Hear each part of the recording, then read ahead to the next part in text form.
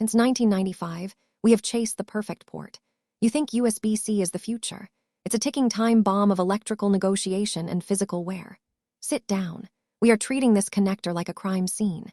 The industry claims 10,000 insertion cycles. That sounds like a solid decade of daily abuse. But real-world structural stress bends the center contacts. Once the tolerance drifts past 0.05 millimeters, you get intermittent connections. Your phone thinks it is charging. It is not. Enter the handshake. USB power delivery does not just push electrons. It negotiates voltage and current like a hostile business merger. Every time you plug in, your device and charger run a cryptographic compatibility check. That adds latency. Real latency.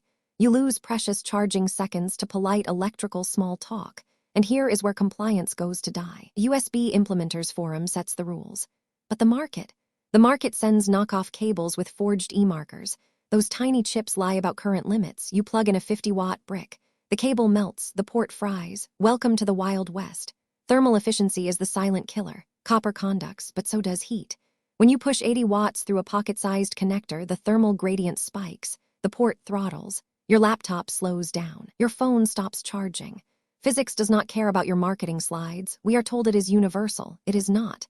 Proprietary charging still dominates because manufacturers hoard efficiency. You need the exact brick, the exact cable, the exact port revision. If one piece of the chain is a weak link, the whole system collapses. Blame the user. Call it a skill issue. Let us talk about the center pin. It carries the main power. It sits directly under the plastic shell. Every time you yank a cable sideways, you create a fulcrum effect.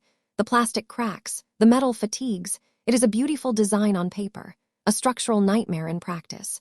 Data transfer tells the same tragic story. USB 4.0 promises 120 gigabits per second. Real world, you get 40. Why? Because the controller chip cannot keep up with the signal integrity losses over cheap cables. Impedance mismatch kills your bandwidth. So what do? We stop trusting the label. We check the copper gauge. We verify the E-marker. We accept that engineering is not magic. It is just controlled chaos with better marketing. The industry promised plug and play.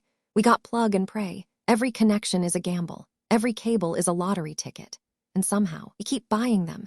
Is USB-C terrible? Only if you ignore the engineering. It is a masterpiece of compromise, flawed, hot, and wildly inconsistent. But it is also the only thing keeping the digital world from fracturing into 1,000 incompatible islands. So drop your hate mail. Tell me in the comments if you blame the design or your own charging habits. I will read every single one, and if you still think it just works, you are either lying or you have never dropped your phone on concrete. Subscribe before your port corrodes. We decode the hardware that runs your life. Next up, why your HDMI cable is actively lying to you.